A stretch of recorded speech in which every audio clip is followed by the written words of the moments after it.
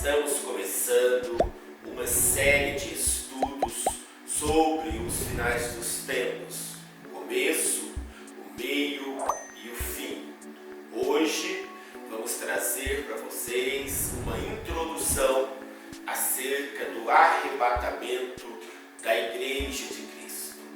Então fique ligado, sintonizado e estaremos dentro de uma série de dias ministrando sobre este assunto, um tanto complexos para algum, mas a palavra de Deus, ela traz todo o esclarecimento sobre o assunto, não deixando assim dúvidas no coração daqueles que estudam a palavra do Senhor.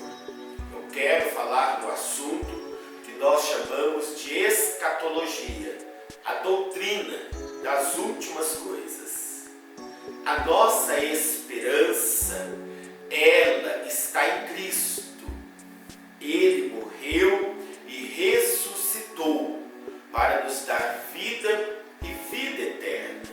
Então, nós cremos na ressurreição dos mortos, nós cremos no arrebatamento da Igreja de Cristo, nós cremos em um novo céu e uma nova terra.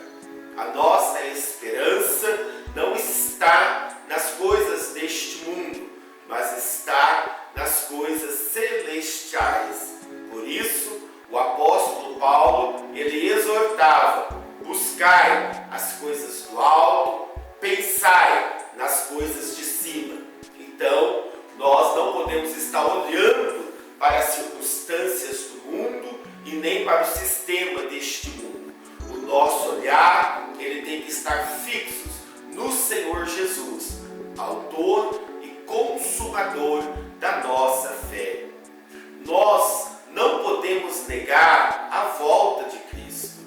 Assim como o Senhor veio cumprindo as profecias dos profetas do Antigo Testamento, assim ele falou que vai voltar para arrebatar a sua igreja. É algo que não tem como negar. Ele falou, com certeza ele vai cumprir. O profeta Isaías, no capítulo 7, verso 14, ele fala sobre o nascimento virginal do Messias, que se cumpre em Mateus, capítulo 1, versos 18 ao 25. Lucas também registra no capítulo 1, no verso 31 e o verso 35. Então o profeta do Antigo Testamento falou, cumpriu-se. E Mateus e Lucas registram o nascimento virginal do Messias. Miqueias, capítulo 5, verso 2, ele registra o lugar aonde o Messias deveria nascer. Lucas, capítulo 2, verso 4, diz exatamente o cumprimento desta profecia. Isaías, capítulo 61, verso 1, fala do ministério de Cristo. Lucas, capítulo 4, versos 18 ao 21, se cumpre exatamente a profecia do profeta. Isaías 53, versos de 3 a 11, fala da morte do Messias, a morte de Cristo. João 19, versos 16 a 30, registra exatamente a profecia de Isaías. Então, a Bíblia é recheada no Antigo Testamento de profecias falando sobre o Messias. O Novo Testamento registra o cumprimento destas profecias. No Antigo Testamento você vai ver várias figuras do arrebatamento, mas tanto Jesus como seus discípulos falaram também do arrebatamento, da sua volta para tirar a sua igreja da terra. Então, é algo que você precisa crer e você precisa estar pronto para este grande evento. E nós estamos vivendo todo este cenário, da qual Jesus Cristo falou que era o princípio das dores. Mas nós precisamos entender todo o processo. Preciso saber, será que eu estou pronto para o arrebatamento? O que eu preciso fazer para Então, algumas coisas que nós precisamos compreender. Primeiramente, a morte, ela existe. A morte é uma realidade. E por causa da desobediência do primeiro homem, a morte, ela entrou no mundo. Gênesis 3, o verso 19, a parte B, diz assim: porquanto és pó, e em pó te tornarás. Jó, capítulo 14, o verso 14, ele fala assim: morrendo o homem, porventura tornará a viver. Hebreus, capítulo 9, verso 27, fala assim: e como aos homens está ordenado morrerem uma vez, vindo depois disso o juízo. Então, selecionei apenas alguns versículos, porque se eu fosse pegar todos os versículos da Bíblia para poder esclarecer todo esse assunto, daria muitas e muitas palestras. Então, eu peguei alguma coisa para que a gente tenha compreensão e não se perda com falsas filosofias, com falsas promessas, com falsas profecias. Então a morte, ela é uma realidade e nós entendemos aqui que não haverá reencarnação. O ser humano, ele morre apenas uma vez, depois disso ele vai passar pelo juízo de Deus. Então não tem como você viver sucessivas reencarnações segundo a palavra do Senhor. Tem quem fala também que a vida se resume apenas nesta terra, mas não é assim. A Bíblia deixa bem claro acerca de um céu e acerca de um inferno. Assim como a morte é uma realidade, a vida após o túmulo é uma realidade. O céu, ele é um lugar real. Você pode confirmar nesses livros que eu trouxe para vocês. João 14, versos 2 a 3, Apocalipse 21, versos de 1 a 27, Apocalipse 22, versos de 1 a 5, tem muitos outros, mas eu selecionei esses para provar para vocês biblicamente que o céu é um lugar real, tanto quanto o inferno. No livro de Salmos, capítulo 9, versos 17 a 18, Apocalipse 20, verso 10, 13 ao 15, Mateus 25, verso 41, Mateus 10, verso 28, vai mostrar que o inferno também é uma realidade, aonde serão lançados os ímpios, aqueles que não quiseram entregar a sua vida para Jesus. O inferno é um lugar de condenação, o inferno é um lugar de tormento, um lugar de trevas. O céu é um lugar de reencontro. No céu, todos os crentes convertidos a Jesus verdadeiramente se reencontrarão, saberão quem é quem, Então nós vamos ter o conhecimento. Jesus Cristo disse que nós vamos assentar na mesa com Abraão, Isaque e Jacó. Então nós vamos nos reconhecer no Monte da Transfiguração. Quando Moisés e Elias aparecem, os discípulos reconhecem que é Moisés e Elias. Então nós vamos nos conhecer, nós teremos a consciência de quem somos.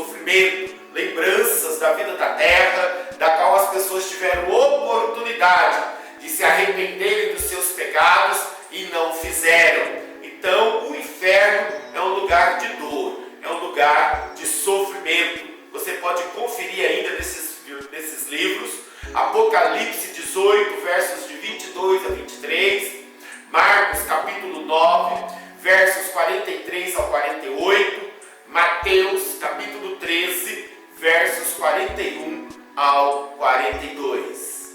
O que acontece quando a pessoa morre? Você morreu, você é salvo em Cristo Jesus, você vai para o paraíso.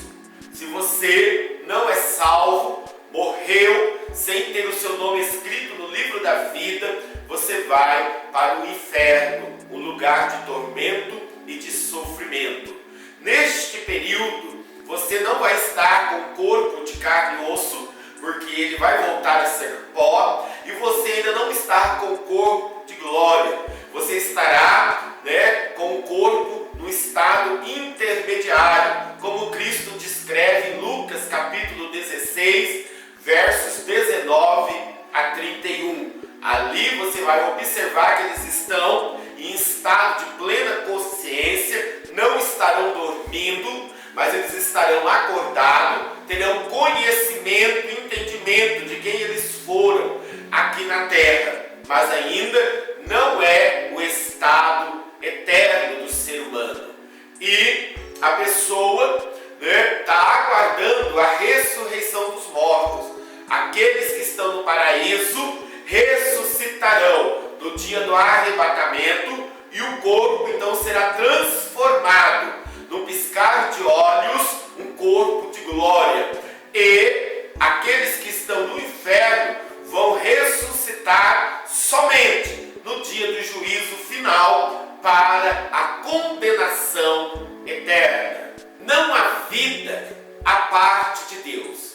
Não há vida fora da presença de Deus. A vida está em Cristo Jesus. Ele diz em João capítulo 10, eu vim para que tenham vida e vida plena, vida abundante, vida eterna.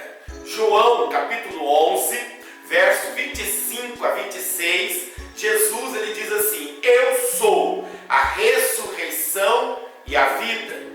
Quem crer em mim, ainda que morra, viverá.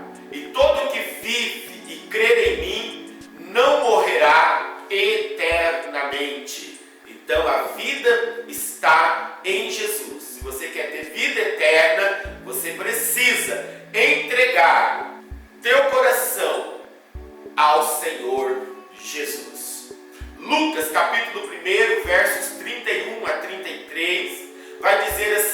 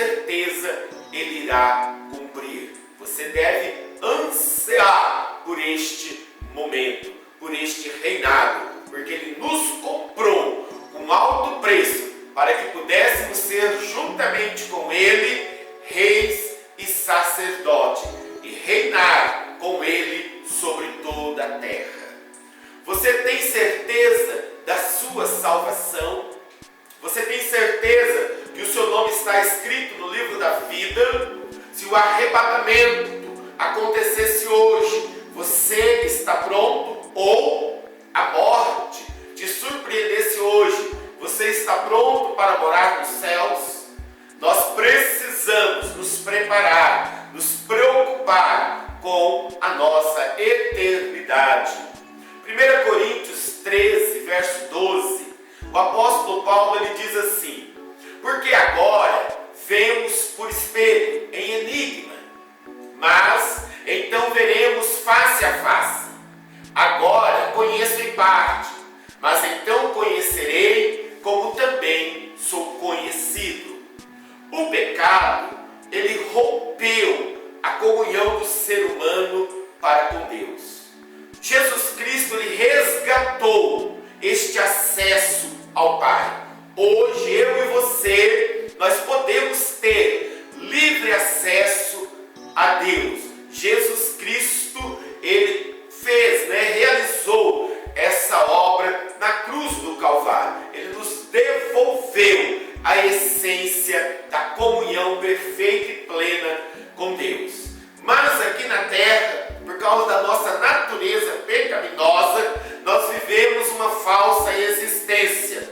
Mas quando chegarmos no céu, então a plenitude da glória, da manifestação de Deus será completa em nós. Então é necessário que você creia que em Cristo Jesus está a minha e a sua salvação. O Espírito Santo, ele que prepara todo o cenário para o arrebatamento da igreja.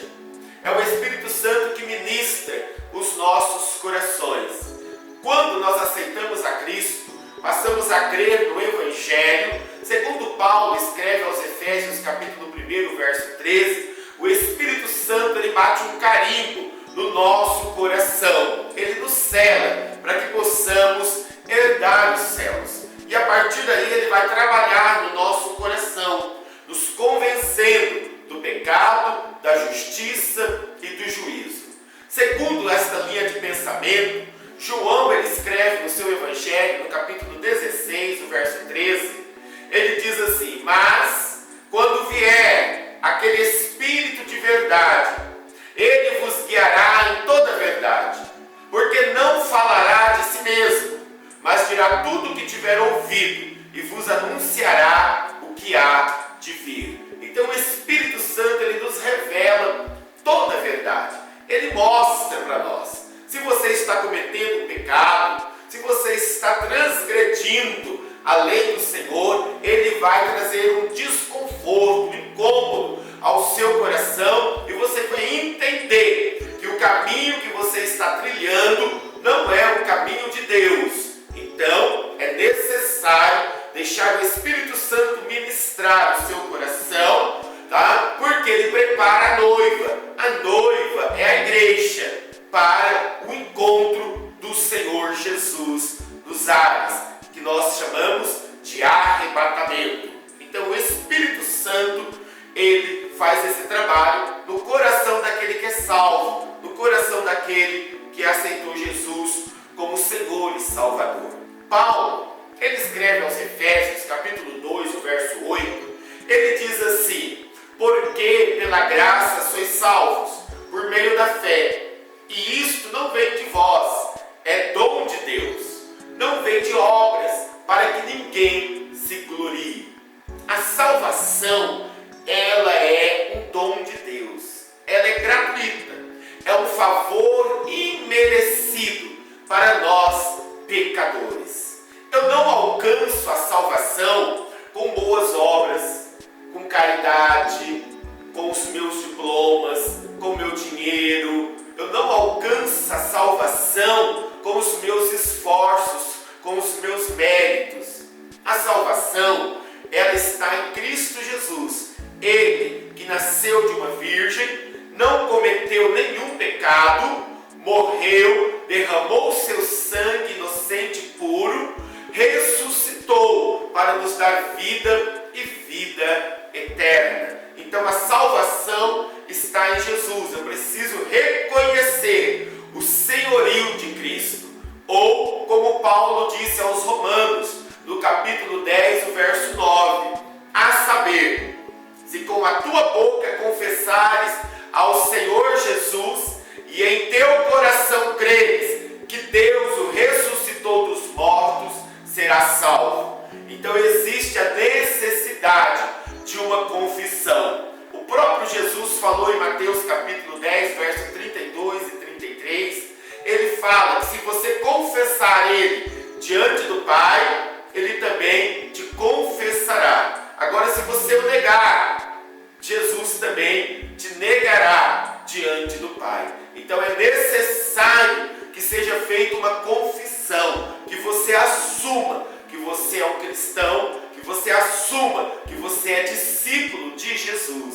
para herdar os céus. E isso tudo ele vai estar registrado no seu coração, porque eu consigo fazer isso também de aparência e viver uma vida de religiosidade.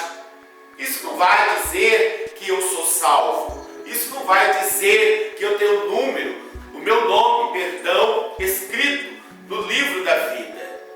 Então eu preciso aceitar Jesus de todo o meu coração. E quando isso acontece, a minha mente ela é transformada, a minha estrutura passa a ser outra. Eu passo a ver as coisas com outros olhos. Então eu preciso confessar o senhorio de Jesus. Vamos ver agora algumas figuras do arrebatamento no Antigo Testamento. Nós vamos lá no livro do Gênesis, capítulo 5, versos 21 a 24. Nós temos lá um personagem chamado Enoque.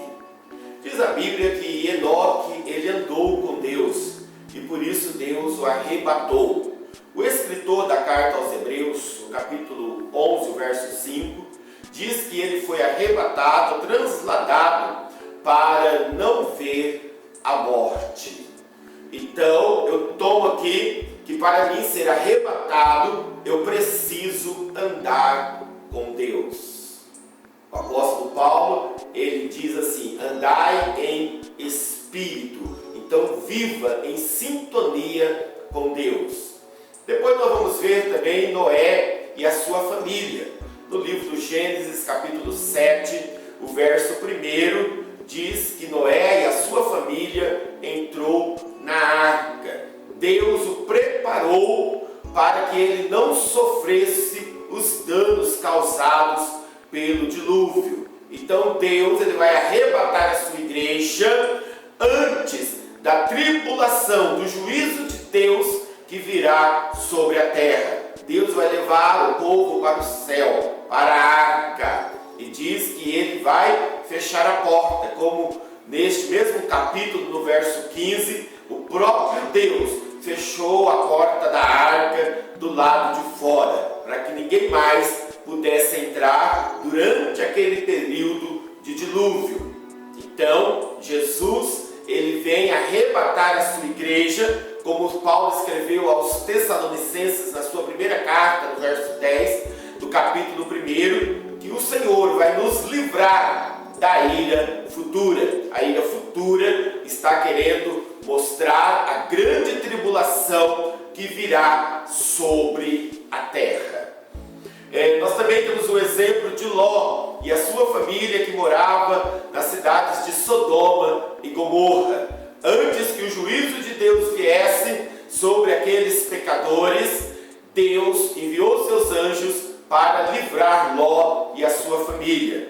E num determinado momento Ló estava demorando, o anjo toma Ló pela mão e fala: saia com pressa, porque Deus ele não poderá fazer nada enquanto vocês estiverem aqui. Então, enquanto a igreja estiver aqui na terra, o juízo de Deus ele não virá na sua totalidade. Tudo o que nós vamos ver serão sombras, figuras daquilo que virá no período de tribulação. Nós também vamos ter o exemplo de Isaac e Rebeca, o casamento de Isaac e Rebeca era da mesma parentela de Isaac, né? Nós podemos definir assim, os primeiros patriarcas do povo hebreu, os judeus, e onde Isaac é o noivo, Rebeca a noiva, e o servo Eliezer, ele faz o papel do Espírito Santo. Quando Eliezer chega até Rebeca e ela aceita o pedido de casamento, então ele adorna a noiva com joias, com ouro. Por quê? O Espírito Santo faz esse adorno no nosso coração, porque a noiva ela tem que estar adornada, ataviada para o encontro do noivo. Rebeca aceita o pedido de casamento e ela então agora sai ao encontro do noivo. e o noivo vai ao encontro da noiva. E eles se encontram no caminho. E Jesus Cristo, ele não vem até a terra para arrebatar. Ele vem somente até a nuvem para arrebatar a sua igreja. Nós também temos a figura do livro de Ruth e Boaz e Noemi, a sua sogra. Aonde Ruth é a noiva, só que agora gentia. Rebeca, a noiva judia, porque a igreja ela é composta de judeus e de gentios. Não tem agora acepção de pessoas. Deus chamou o povo judeu para apresentar ao mundo o seu poder, a sua grandeza, a sua soberania. Agora é o tempo da igreja, a plenitude dos gentios. Então, também temos a figura de um casamento com uma mulher gentia. Ruth era uma mulher moabita. Noemi, ela faz o papel do Espírito Santo. Boaz, o papel do noivo, aquele que resgata a sua noiva, que estava vivendo um tempo difícil. A igreja na terra sempre passou por momentos difíceis. Poderia recordar as fogueiras, as arenas, quantas pessoas morreram por causa do Evangelho de Cristo e morrem nos dias de hoje. Os crentes, a igreja sempre sofreu perseguição por servir o Senhor Jesus. Então nós vemos aqui a figura de um casamento de um hebreu com uma mulher gentia. Nós também vamos ter lá no segundo livro dos Reis, capítulo 2, versos de 8 a 11, o arrebatamento de Elias, o profeta. Ele foi elevado aos céus num redemoinho. Também é uma figura do arrebatamento. Então tudo isso são figuras do Antigo Testamento, que vai fazer uma alusão ao arrebatamento da igreja. Agora Jesus Cristo, ele já falou em um sentido totalmente literal, não é figurativo. Jesus Cristo fala em Lucas capítulo 17, versos 34 a 36. Ele diz assim: digo-vos que naquela noite estarão dois numa cama, um será tomado e o outro será deixado.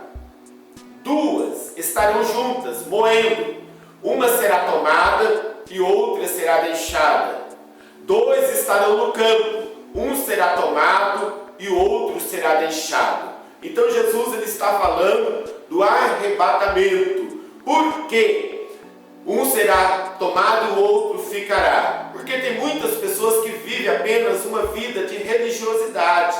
Conhece a Jesus, tem a Bíblia Sagrada, vem e frequenta os cultos, mas o coração não foi liberto, não foi curado, não foi transformado pelo poder do Espírito Santo. Então esses, mesmo conhecendo a Jesus, não serão arrebatados. Só vai ser arrebatados aqueles que vivem verdadeiramente. Isso não quer dizer que não somos pecadores, mas nós temos consciência dos nossos atos. E o pecado, ele não faz parte da nossa vida. Nós pecamos de uma maneira acidental, não é porque queremos, porque todo salvo, o desejo dele é viver uma vida santa, mas por causa da nossa natureza terrena, pecaminosa, sofremos por causa do pecado. Mas nós temos consciência de que devemos sempre confessar os nossos pecados ao Senhor Jesus, que é fiel e justo para nos perdoar e nos purificar de todo o pecado. Então, Jesus ele mostra que haverá cenas do arrebatamento noturnas e cenas diurnas, respeitando o nosso tempo cronológico, porque enquanto é dia no Brasil, lá no Oriente é noite. Então nós vemos cenas diurnas e cenas noturnas. O apóstolo Paulo, ele escreve aos Coríntios, no 1 Coríntios capítulo 15, verso 51 ao verso 53, ele diz assim: eis aqui vos digo um mistério.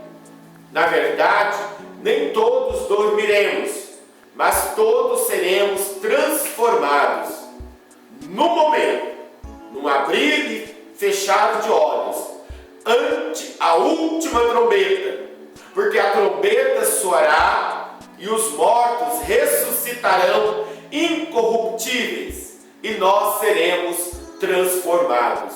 Porque convém que isto que é corruptível se revista da incorruptibilidade e que isto que é mortal se revista da imortalidade.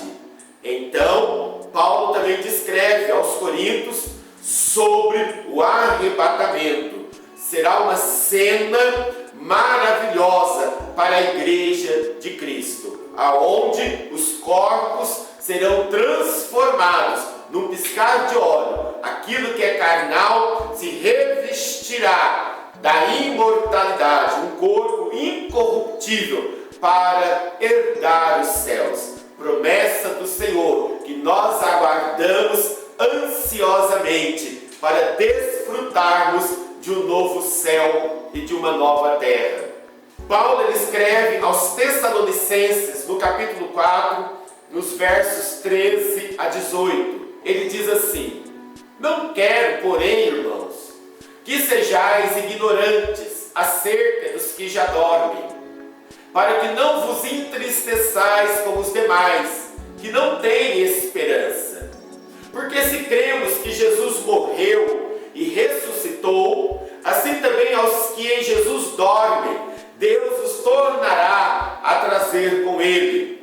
Esse dorme aqui é o corpo, a matéria, que voltou a ser pó. O Espírito está consciente. Dizemos-vos, pois, isto pela palavra do Senhor, que nós, os que ficarmos vivos para a vinda do Senhor, não precederemos os que dormem, porque o mesmo Senhor descerá do céu com alarido, e com voz de arcanjo, e com a trombeta de Deus, e os que morreram em Cristo ressuscitarão primeiro. Depois nós, os que ficarmos vivos, seremos arrebatados juntamente com eles nas nuvens, a encontrar o Senhor nos ares, e assim estaremos sempre com o Senhor. Portanto, consolai-vos uns aos outros com estas palavras. Então, Jesus, ele virá arrebatar, ele virá até as nuvens, e o anjo tocará a trombeta, e os mortos ressuscitarão primeiro. Todos aqueles que morreram na promessa em Cristo ressuscitarão agora com o corpo glorificado para herdar os céus, e aqueles que estiverem vivos serão arrebatados. Todas as crianças dos quatro cantos da terra que são inocentes desaparecerão. Todos os crentes em Cristo Jesus, fiéis e verdadeiros, desaparecerão da terra, para agora morar nos céus e participar da bodas do Cordeiro, que é um assunto que nós iremos tratar mais à frente. 2 Tessalonicenses, no capítulo 2, os versos de 1 a 4, Paulo fala agora da sua segunda carta. Ora, irmãos, rogamos-vos pela vinda de nosso Senhor Jesus Cristo e pela nossa reunião com Ele. Ou seja, Paulo nos instrui a orar pelo arrebatamento. Ele fala até assim: Maranata, ora vem, Senhor Jesus. Devemos orar para o nosso encontro com o Senhor Jesus Cristo. Que não vos movais facilmente do vosso entendimento, nem vos perturbeis, quer por espírito, quer por palavra, quer por epístola, como de nós, como se o dia de Cristo estivesse já perto. Ninguém, de maneira alguma, vos engane, porque não será assim, sem que antes venha a apostasia e se manifeste o homem do pecado, o filho da perdição, o qual se opõe e se levanta contra tudo que se chama Deus ou se adora, de sorte que se aceitará como Deus no templo de Deus, querendo parecer Deus. Então, Paulo, ele nos dá uma referência de quando o arrebatamento ele vai acontecer. Paulo fala que o homem do pecado, que nós chamamos de anticristo, a besta do Apocalipse, ele estará no poder.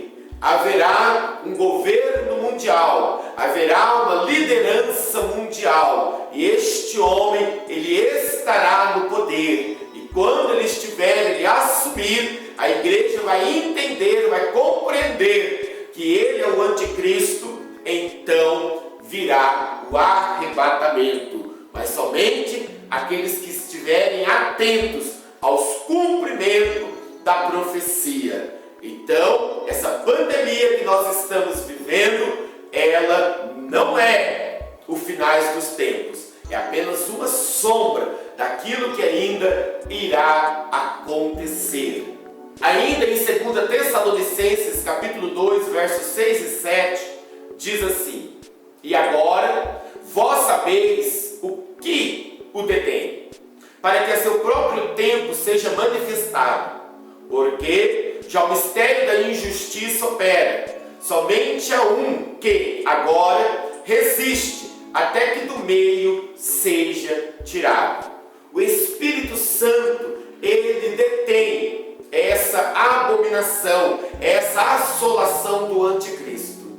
Enquanto o Espírito Santo estiver lapidando, ornando o coração da igreja, o anticristo ele não vai assumir o poder sobre o mundo. Então o Espírito Santo o detém. Mas quando o Espírito Santo tirar a igreja da terra, então ele estará livre para assumir o poder das nações e assim governar sobre a influência maligna de Satanás.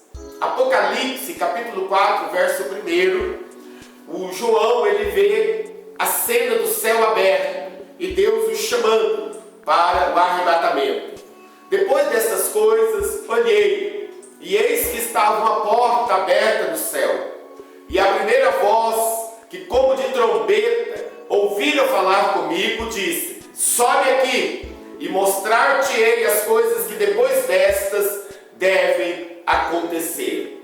Então, nós vemos aqui João representando a igreja, sendo arrebatada aos céus. A porta estava aberta. Lembra da arca? Noé entrou com a sua família e Deus fechou a porta. E a humanidade que não quis se arrepender teve que passar pelo juízo do dilúvio.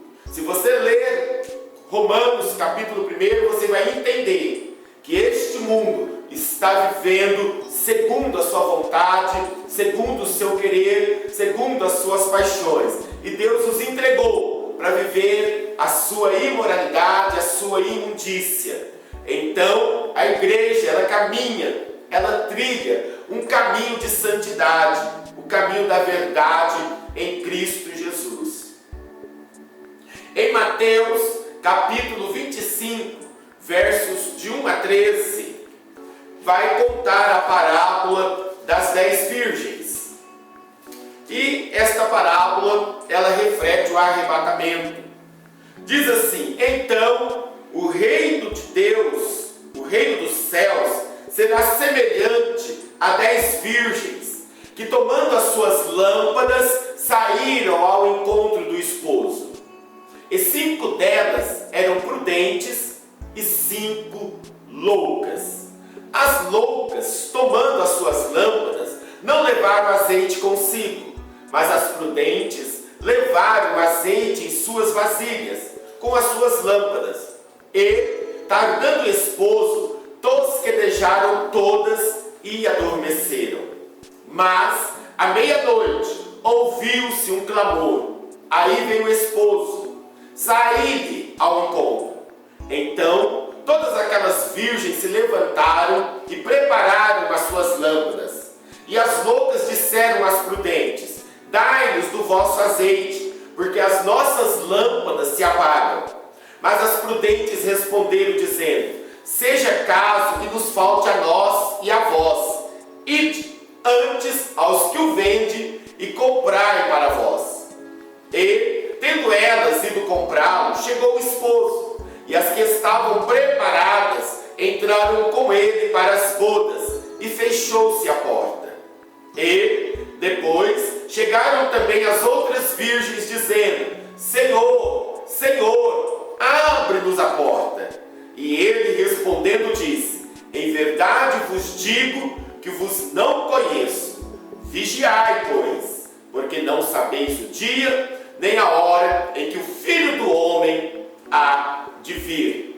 Então nós vemos aqui nesta parábola claramente a igreja, representada pelas 10 virgens, o joio e o trigo, as ovelhas e os bodes, os salvos e os não salvos, os santos e os ímpios. Os santos serão arrebatados, os prudentes, aqueles que vigiaram. Você pode prestar atenção que as 10 estavam dormindo, a igreja estava dormindo. Bom, para dormir é sinal que eles estavam vivendo um período bom. O anticristo ele vem justamente para fazer isso, proporcionar um tempo de paz e segurança, como o apóstolo Paulo escreve aos Tessalonicenses. Então, provavelmente, tudo estará muito bom, tudo estará tranquilo. Não é igual esse período da pandemia, que está todo mundo apavorado, todo mundo assustado, né? Então vai ser um período de paz, de tranquilidade. Então, nós precisamos compreender e viver tudo isso de uma maneira adequada, de uma maneira certa, de uma maneira correta. Então, vigia, não deixe para amanhã, não deixe para depois. Você precisa se resolver hoje, precisa tomar a sua decisão, fazer a sua escolha correta, porque Jesus Cristo ele virá num período em que ninguém vai estar esperando. Então, nós deveremos ficar atentos à volta de Cristo, ao arrebatamento. Temos que ser prudentes. As 10 virgens, elas tinham o mesmo culto, o mesmo louvor, a mesma igreja, o mesmo pastor. As 10 tinham a palavra, mas somente 5 tinha o azeite, que representa para nós o Espírito Santo. Então, quem será arrebatado? Somente a igreja que tem o Espírito Santo. Como eu sei que eu tenho o Espírito Santo? Ele que me convence do pecado, da justiça e do juízo. Somente aqueles que têm a sua mente transformada pelo poder do Espírito Santo, que não vive uma vida religiosa, ou seja, eu vou à igreja, ao templo, cultuar a Deus por prazer, eu louvo a Deus por prazer, eu oro a Deus por prazer, eu medito na palavra de Deus por prazer, por entendimento, por acreditar na Escritura Sagrada, não com medo de ir para o inferno, não por desencargo de consciência, por pressão, por convite, por medo, mas por temor, por amor. É o Espírito Santo que ministra isso no nosso coração. E para que isso aconteça, eu preciso abrir o meu coração.